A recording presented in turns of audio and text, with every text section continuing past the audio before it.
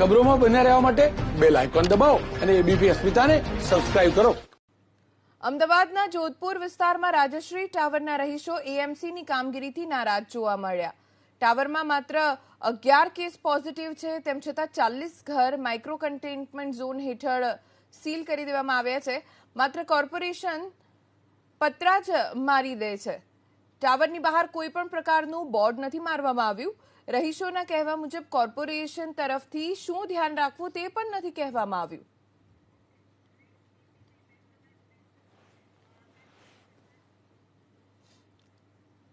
અમદાવાદના ગોતા વિસ્તારમાં આવેલા આકાશ પરિસરના 64 મકાન માઇક્રો કન્ટેનમેન્ટ ઝોનમાં મૂકવામાં આવ્યા. 64 મકાનમાં રહેતા 250 રહીશોને માઇક્રો કન્ટેનમેન્ટ ઝોનમાં મૂકી દેવાયા છે. આ વિસ્તાર માઇક્રો કન્ટેનમેન્ટ જાહેર કરાતા આકાશ પરિસરના લોકોમાં નારાજગી છે. જેનો રિપોર્ટ નેગેટિવ છે તેમનો રિપોર્ટ પણ પોઝિટિવ દેખાડી પતરા મારી દીધા હોવાનો તેમણે આરોપ લગાવ્યો. મનપાની અલગ અલગ એજન્સીઓ વચ્ચે સંકલનના અભાવના કારણે નાગરિકો પરેશાન થઈ રહ્યા છે. આકાશ પરિસરમાં 9 જેટલા કેસ આવતા 250 લોકોને કન્ટેનમેન્ટ ઝોનમાં મૂકવાને લઈને સ્થાનિકોએ નારાજગી વ્યક્ત કરી. અમદાવાદના ન્યૂ જજીસ બંગલો વિસ્તારમાં આવેલી આકાશ જે ટાવર છે ત્યાંના જે આકાશ પરિસરના રહીશો છે ત્યાં લગભગ 64 જેટલા મકાનોને માઇક્રો કન્ટેનમેન્ટમાં મૂકવામાં આવ્યા છે ને લગભગ 250 જેટલા રહીશો છે તે અત્યારે માઇક્રો કન્ટેનમેન્ટ ની અંદર રહી રહ્યા છે. અલગ અલગ જગ્યાએ જે બ્લોક છે તેના અલગ અલગ ફ્લોર ઉપર પાટિયા મારી દેવામાં આવ્યા છે. પ્રવેશ નિયંત્રણ વિસ્તાર જાહેર કરવામાં આવ્યો છે. અહીંના સ્થાનિકો પ્રશાસનની કામગીરી બાબતે શું કહી રહ્યા છે, કયા પ્રકારની એમની તકલીફ છે એમને જ પૂછીશું અને સાથે એ પણ જાણીશું કે એમની જે સમસ્યા છે એ કયા પ્રકારનો નિકાલ ઈચ્છે છે. ભાઈ, આકાશ પરિસર છે, કુલ 64 મકાનો અને 250 લોકોને માઇક્રો કન્ટેનમેન્ટમાં મૂક્યા છે. કયા પ્રકારનું ટેસ્ટિંગ થયું, કયા પ્રકારની પ્રશાસન પાસે આપ અપેક્ષા રાખો છો?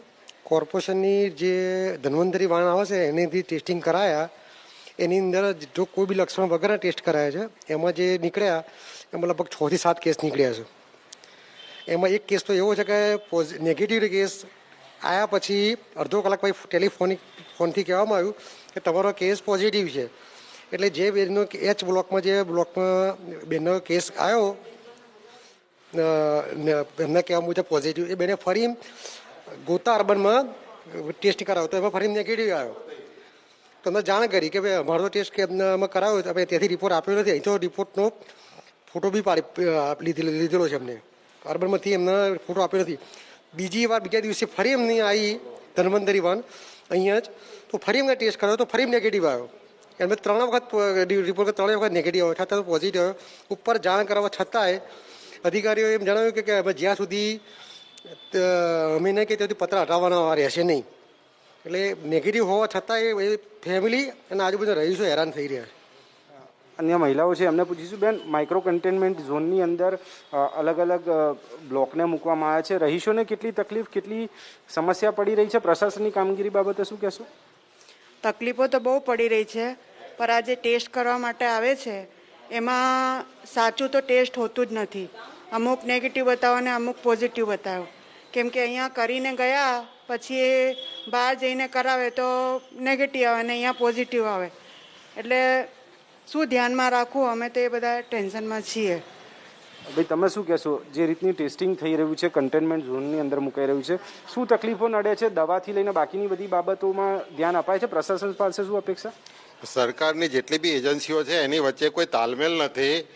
અહીંયા જે પતરા મારવા આવે છે એ લોકોને એટલી ખબર નથી કે ક્યાં મારે પતરા મારવાના છે, નથી મારવાના ત્યાં પતરા મારીને જતા રહે છે.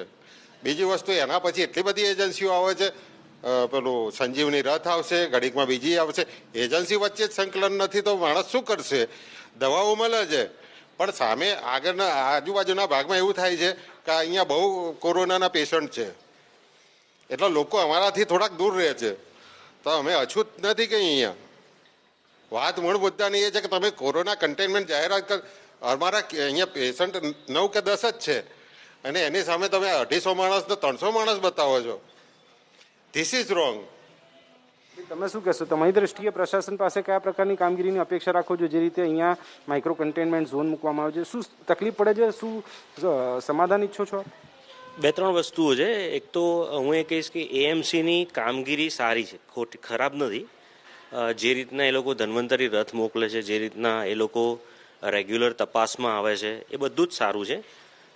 મૂળ મુદ્દાની વસ્તુ એ છે કે જે આટલા બધા ટાવર છે અહીંયા આગળ, એટલે એની અંદરના જે આંકડા જે લે છે એ કંઈક રીતે તો ખોટા આંકડા એમની જોડે પહોંચે છે. હવે જેમ જયેશભાઈએ વાત કરી કે 9 કે 10 જ પેશન્ટ છે, બરાબર છે, પણ અહીંયાથી કંઈક ગઈકાલે અમે ન્યૂઝમાં જોયું હતું તો 200 જણા આવ્યા છે. એમ અહીંયા 200 જણા આવે એટલે તો બહુ મોટો હાહાકાર મચી જાય. એટલે એક વસ્તુ એ ખોટી છે.